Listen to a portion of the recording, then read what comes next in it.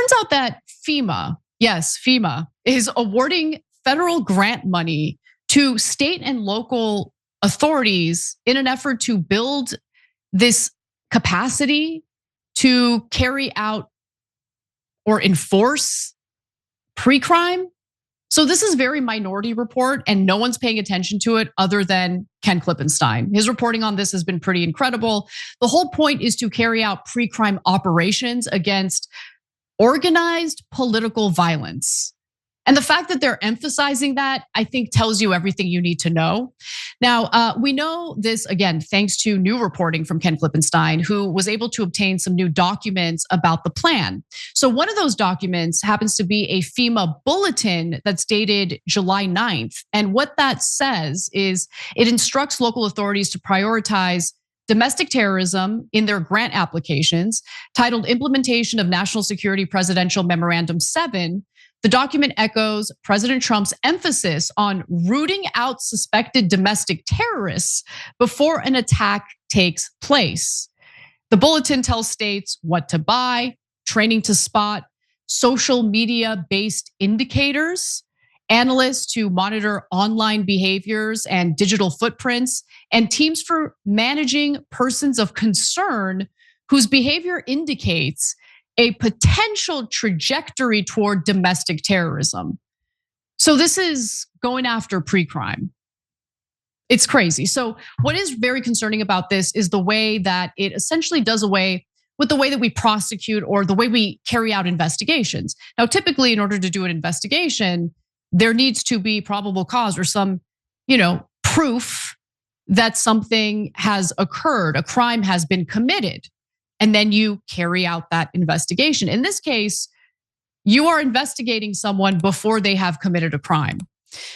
So as Ken Klippenstein writes, some form of the word indicator, indicators, indicative, indicates, appears 10 times in the 8-page FEMA bulletin. Indicators are something a person said or did that an officer has been trained to read as a sign of a crime that hasn't happened and may never happen.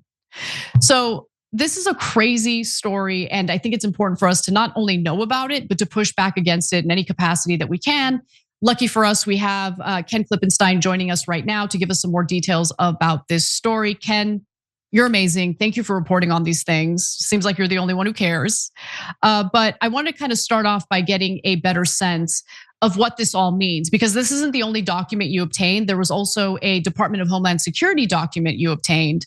And I want you to kind of walk our audience through what you learned through that document. Yeah, so FEMA, which stands for the Federal Emergency Management Agency, was established decades ago as an independent agency to respond to the sorts of extreme weather events that we've been seeing more and more of, and that we've seen a lot of just this year. I live in Wisconsin, and there was a huge tornado that ripped across the center of the state this last weekend. FEMA is supposed to, distribute funds and provide a response to these kind of disasters. But what it's been doing after the Trump administration signed what's called NSPM 7 is prioritizing domestic terrorism along a set of indicators, and that's sort of national security speak for signs that they think can predict future terror attacks or terrorist events. What these documents show is that FEMA is doling out grant money to local law enforcement that pursues programs that will give them more power to go after these so-called indicators. And so it's alarming in two ways.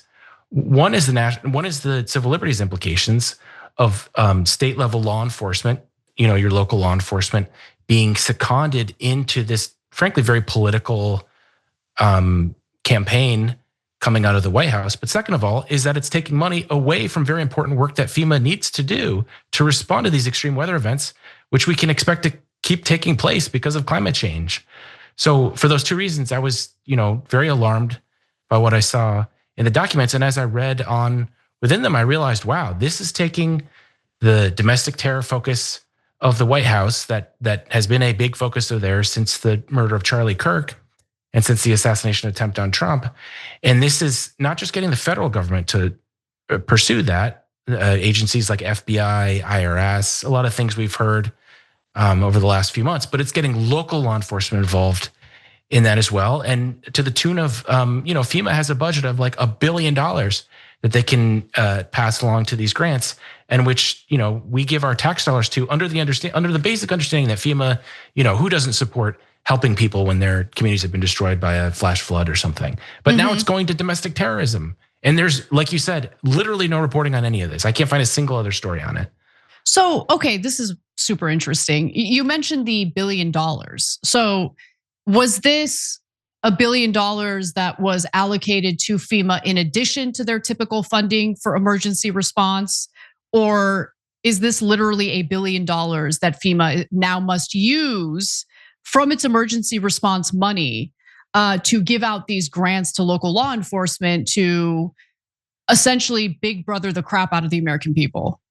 Yeah, this is basically for the grant specifically. They have a larger budget than that, even because obviously there are all kinds of extreme weather events that they need to respond to.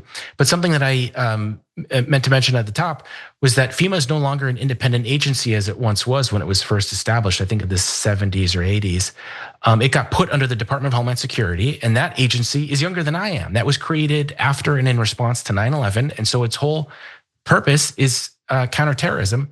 And so when you put FEMA under that, what people warned about, including top FEMA people at the time in 2003 when the agency was created, when the agency was moved from its independent role to being under Homeland Security, was, hey guys, this is going to make their focus get split between the important disaster response work that they do and this counterterror stuff that is inherently political, because counterterrorism is, again, trying to anticipate attacks before they happen by monitoring these so-called indicators, which is speech essentially.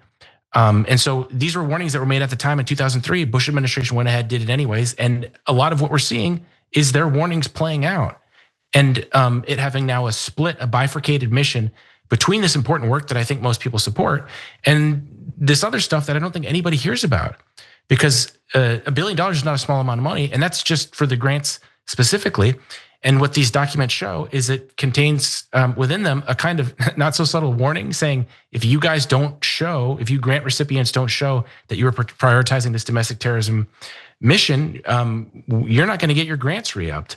And so there's enormous pressure being put on state and local government, which might need some of this money for other reasons, to come to the federal government and say, hey, here's what we're doing along the lines of NSPM 7, along the lines of this domestic terrorism focus, to bring ourselves in line with what the administration wants.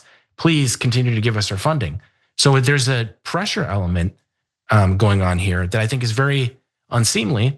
And again, which has received no attention. No one is talking about it. I looked hard. I can't find a single bit of coverage on any of this. Yeah, there is no coverage on this. I looked and no one cares. I mean, our media is too busy, providing cover for the very government that I think is carrying out a very adversarial approach against its own people. And, I just want to quickly read the bullet points from that FEMA bulletin, because it notes that they seek to learn the latest tactics and trends used by domestic terrorism actors in order to recognize indicators prior to an attack. Again, I mean, this is just dripping with pre-crime. Prepare and train communities to identify and report threatening or concerning behaviors that may be indicative of larger threat plotting and or activity. So, teach the American people to, I guess, spy on their fellow Americans and be narcs if they think anything is suspicious. You also have conduct surveillance and counter surveillance training to detect pre-operational casing and hostile surveillance of domestic targets. I couldn't help but think about the flock cameras. I couldn't help but think about the moving surveillance in the form of the Waymo vehicles that people are stupidly deciding to order instead of like an Uber because they think it's so cool and novel that it's a driverless vehicle, but it's equipped with all these cameras. And anyone who thinks that they're not surveilling you, you're insane. You have the food carts that are doing the same thing, the autonomous food carts. From your reporting, do you get a sense that there's this effort to just kind of connect all of this, like the tech side of this, alongside the government authoritarian approach to pre-crime?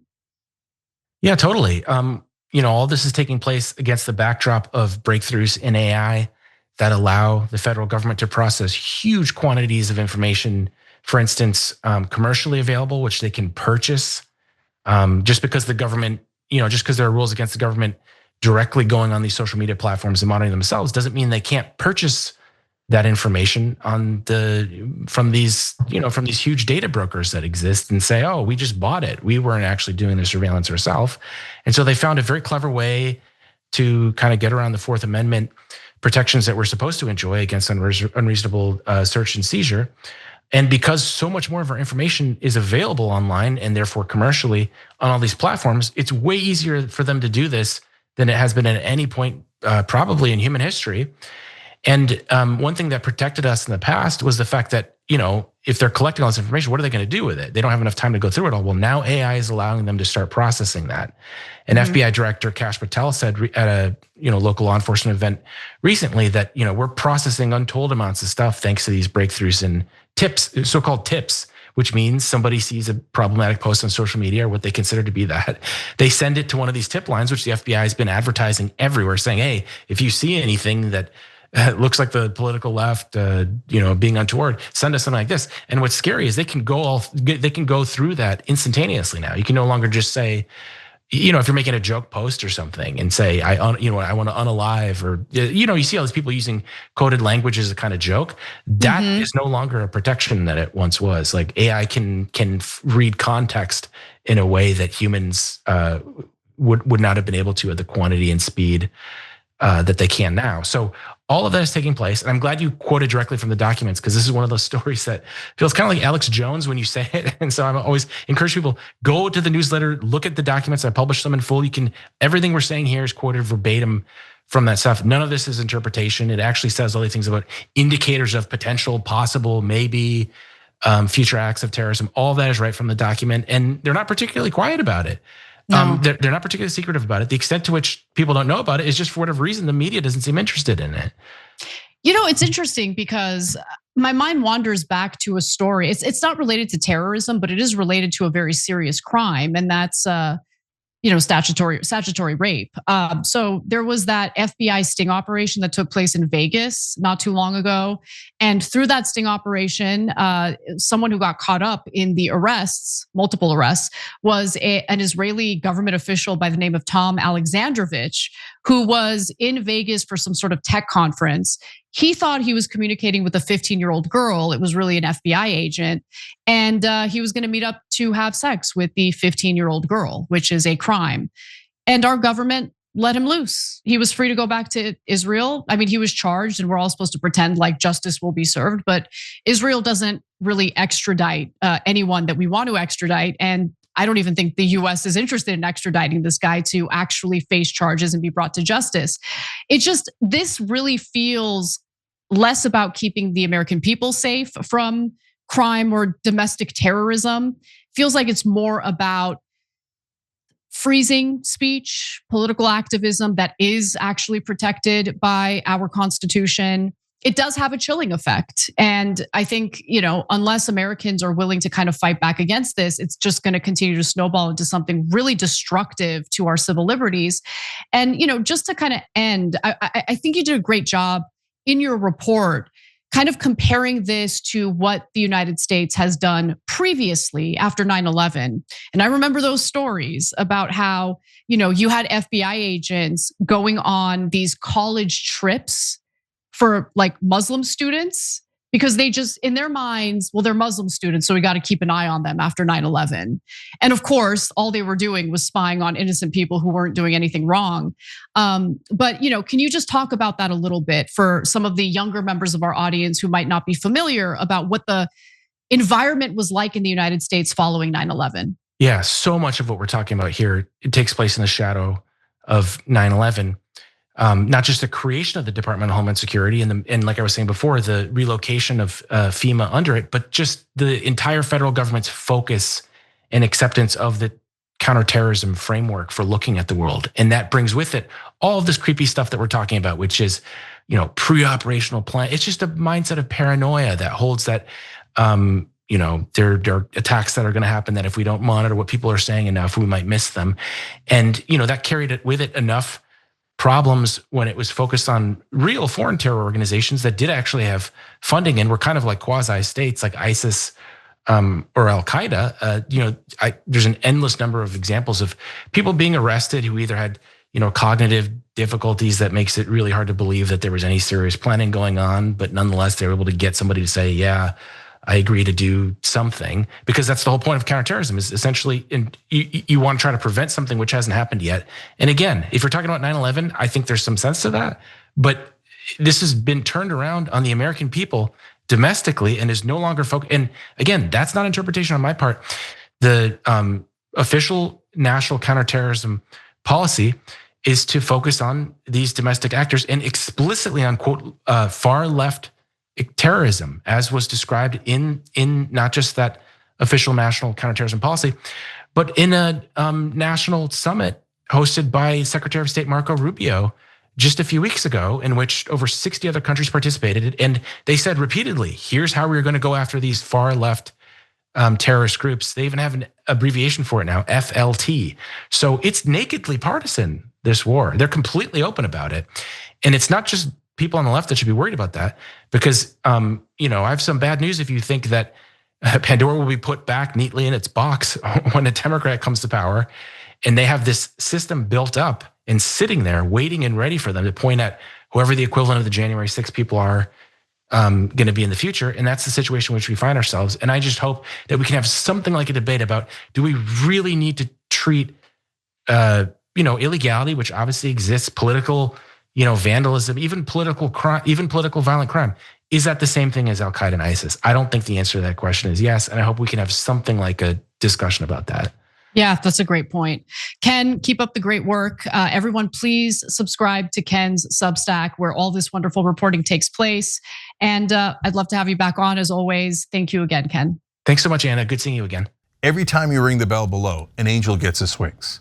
Totally not true, but it does keep you updated on our live shows.